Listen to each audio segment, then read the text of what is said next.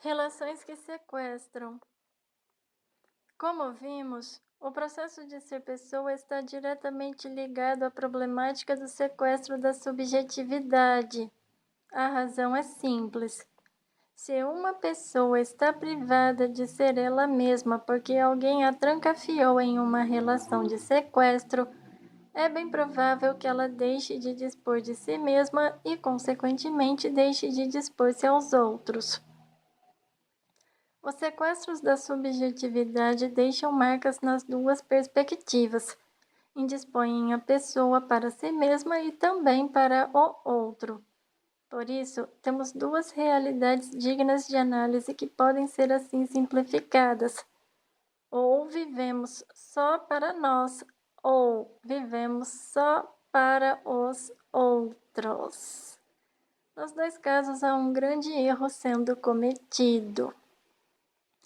Viver a dinâmica que o conceito de pessoa nos sugere é trabalhoso. Se nos fecharmos na disposição do que somos e se não dermos o passo na direção do outro, cairemos numa espécie de solipsismo, ou então numa negação da subjetividade concreta. O eu, na solidão, sem interação, não poderá crescer. O outro tem o poder de indicar nossas possibilidades e limites. O que dispõe de si mesmo carece de entrar na disponibilidade das relações. Elas o aperfeiçoarão. Por outro lado, a conjugação deste nós, sem que antes tenha ocorrido a disposição do eu, caracteriza-se como forma de comunitarismo infértil. A qualidade da vida social está diretamente relacionada à qualidade das pessoas e suas articulações particulares. Antes da disponibilidade para o outro, é indispensável a disposição de si, porque só assim haverá liberdade real. Só quem é dono de si pode oferecer-se aos outros, sem tantos riscos de se perder no outro. O desafio consiste em equilibrar os dois pilares. Não há pessoa sem a solidão do eu, tampouco há pessoa sem a interação plural. As duas realidades se complementam. A qualidade humana das relações depende das dosagens que fazemos desses dois pilares. As medidas do meu ser precisam ser balanceadas com as medidas daqueles que são e estão ao meu lado. Um ser humano bem equilibrado e socialmente saudável consegue identificar essas medidas e empenha-se para que uma realidade não estrangule a outra. Quando essa conduta não é assumida, o que temos é uma relação que tem o poder de provocar o sequestro da subjetividade. Relações que sequestram são aquelas em que um eu tenta sufocar outro tu, reduzindo-o a mero instrumento de sua afirmação. O outro não é considerado em sua alteridade, mas é visto como extensão das necessidades de quem o enxerga. A esse processo, Martin Buber chamou de relações objetais. O outro é visto como um isso e não como um tu.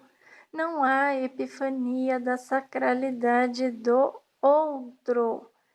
Feito um objeto, o outro perde o direito de ser ele mesmo, desprende-se de sua identidade, de sua condição real e passa a ser coisa na mão de quem o desconsidera.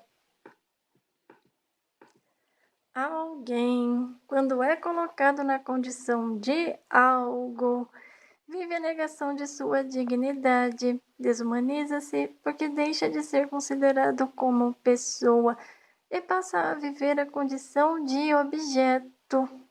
Deixa de ser organismo para se transformar em mecanismo. Nos sequestros do corpo, esse processo é evidente. O sequestrado não tem valor como pessoa.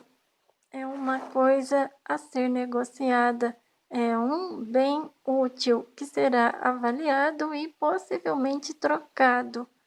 É um mero mecanismo para se chegar a algum objetivo.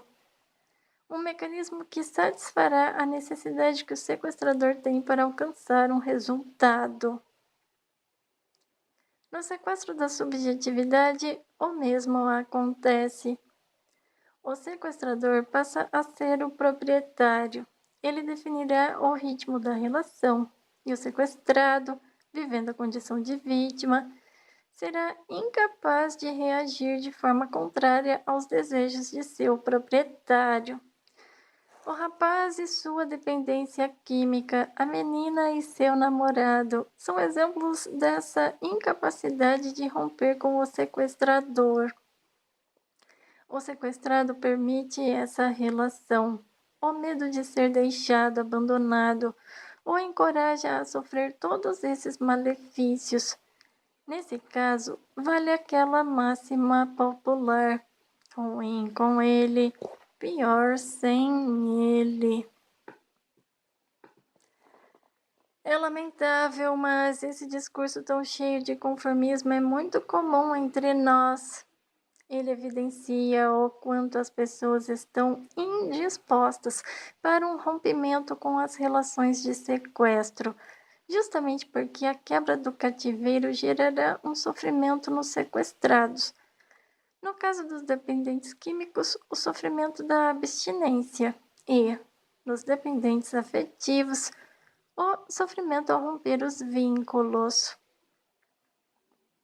Por isso a dificuldade em tomar iniciativas. O cativeiro, por pior que seja, acabou por se tornar um lugar seguro. O sequestrado está esquecido da vida livre. Já não sabe como é ser gente fora das prisões. Esqueceu que é rei e vive como se fosse escravo. O tempo no cativeiro o fez acostumar-se com a comida qualquer, com o amor qualquer, com o cuidado qualquer. Quem sobrevive de qualquer maneira facilmente também se considera qualquer pessoa. Inclui-se no contexto da multidão como se fosse apenas mais um. É a cultura do qualquer jeito que tem anestesiado tanto as pessoas para as transformações necessárias. A mediocridade existencial tem sido a opção mais fácil. Esse é o resultado psicológico desta modalidade de sequestro. O que temos é uma vítima acostumada com a violência que sofre. A vítima torna-se a principal responsável pela condição mantida. É a violência assumindo seu caráter destruidor e definitivo. Violência sutil, velada, que não tem as mesmas características do ato violento declarado. Façamos esta distinção.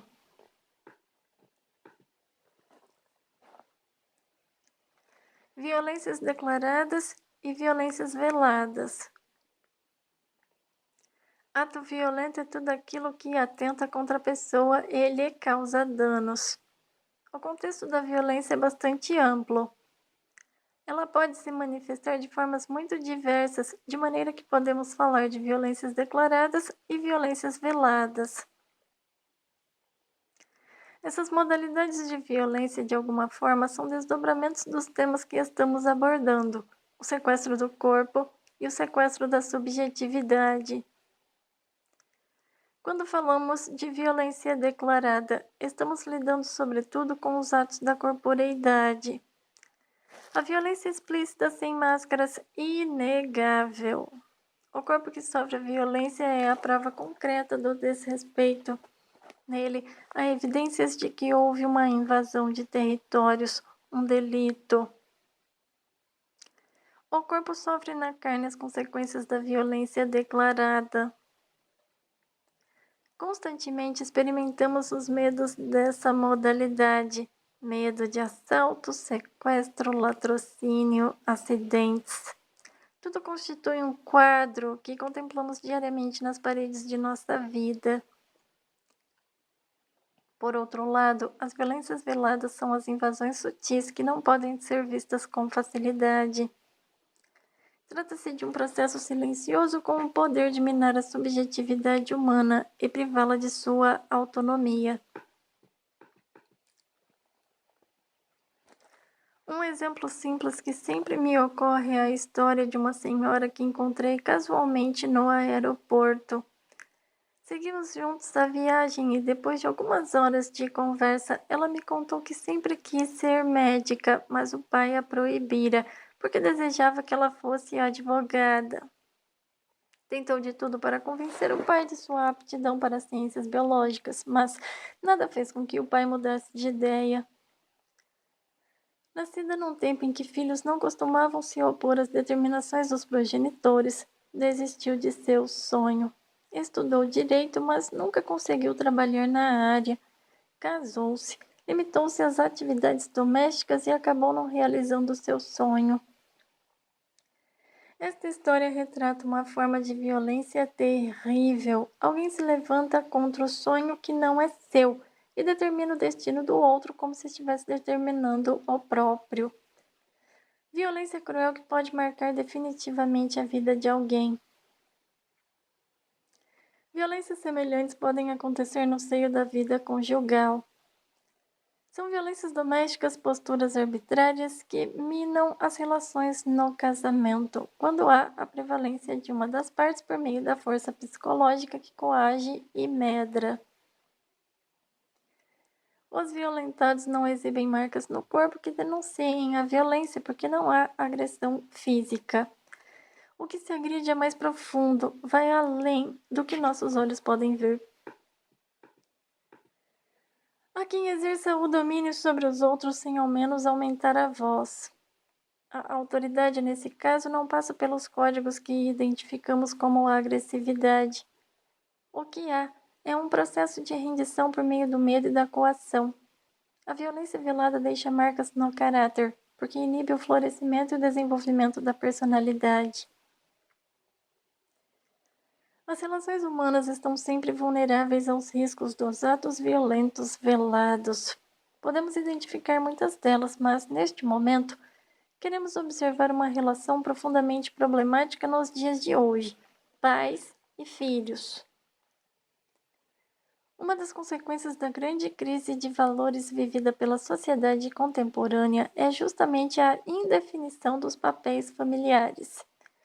Se no passado existia o risco da autoridade exacerbada, como no caso do pai que não permitiu que a filha seguisse sua vocação profissional, hoje vivemos o risco da ausência de referencial de autoridade.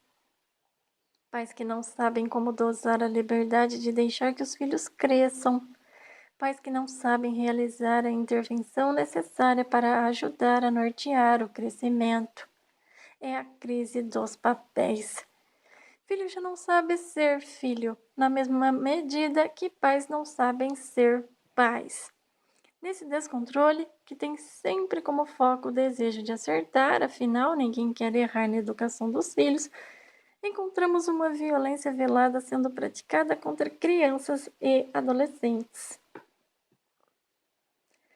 Quando um progenitor permite que o filho faça o que bem entender de sua vida, uma violência terrível é cometida.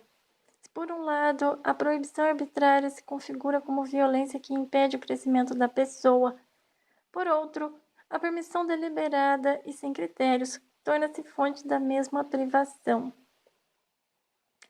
Cada vez que uma criança ou um adolescente é exposto ao direito de decidir o que ele ainda não está preparado para decidir, um ato de violência é cometido. É também violência permitir que assuntos que não são próprios do universo infantil sejam tratados na frente de crianças. É violência cada vez que uma criança é vestida como se fosse um adulto e dela é solicitado um comportamento que não condiz com sua idade. Expor uma criança à necessidade de ser adulto ou exigir dela a compreensão de um universo diferente do seu é o mesmo que expô-la à orfandade. O resultado dessa violência é profundamente comprometedor na vida daquele que a experimenta. Crianças sem limites podem se tornar adultos imaturos. Violências veladas e violências declaradas. Violentados legitimando o poder daqueles que os violentam. Ambos privados da relação que tem o poder de promover a dignidade e o aperfeiçoamento do humano.